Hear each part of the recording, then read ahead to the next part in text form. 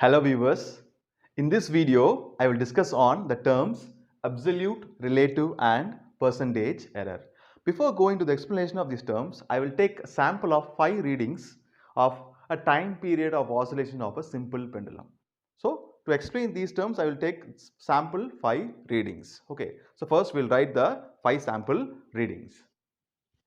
So, A1, A2, A3, A4, A5. So 5 sample readings. So the time period of oscillation in seconds.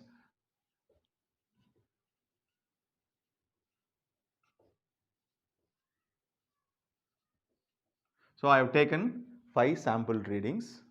So now I am going to take the mean of all the individual measured values. So the mean is equal to 2.61 plus 62 plus 4 plus 5 by 5. So when you do the calculation, the mean value that we get is 2.63. So why I am calculating the mean? Because this is the best possible value. So that best possible value we call it as the true value. Call it as a true value.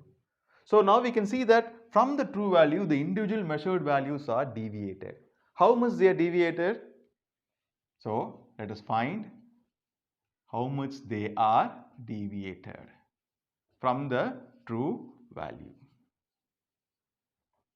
So here we are getting it as 0, 2, 0, 1. So here 0 0.01, 0 0.02 and 0 0.03.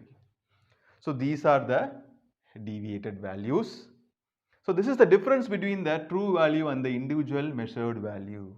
And this is called as your absolute error. This is called as your absolute error.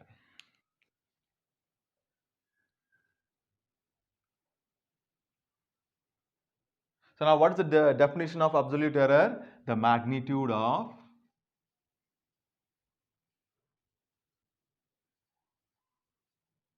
difference. This is difference between the true value and the individual measured value. Difference between the true value and the individual measured value. So these are the absolute error. So now I am going to find the mean absolute error.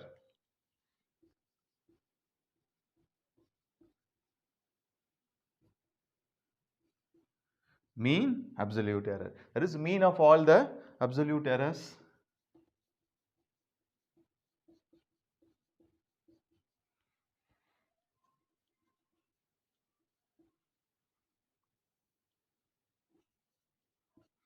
Here I have to take only the positive values of all the errors, because here I have displayed only the difference. Absolute error is only the difference, not the sign minus or plus. Okay, so here we have to display all the value only of positive terms, no negative terms. So when we add all these terms, 2, 1, 4, 6, 9, so 0 0.09 by 5. So when you do the calculation, we are getting the value as 0.018.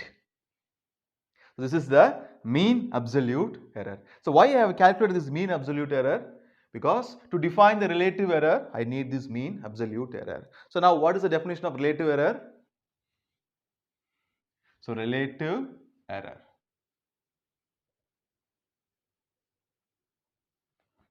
So it is the ratio of mean absolute error to the mean of individual value or values, individual measured values. So the ratio of the mean absolute error to the mean of the individual values.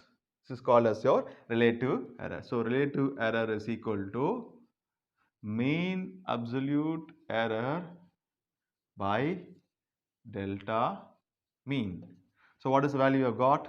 0.018 divided by 2.63. So when you calculate, when you do the calculation, you'll be getting the value as 0.047. So this is the relative error. Okay, so now the last one, percentage error. Percentage error. So what is this percentage error? Percentage form of relative error.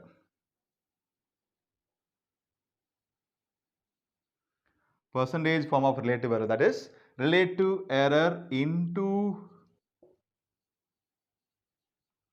100. Relative error into 100. So here relative error into 100. So 0.047 into 100. So we will be getting approximately the value as 4%. Approximately the value as 4%. 4.7 or rounding up to 4%. So this is the percentage error. Okay. So this is absolute error, the magnitude difference between the true value and the individual measured value. Then relative error, mean absolute error to the mean of individual values. That is the ratio we called as relative error. And percentage error. Percentage form of relative error is the percentage error. Okay. So this is the brief explanation of all these three errors. So this theoretical concept will be useful for you to solve many problems. Okay. Thank you.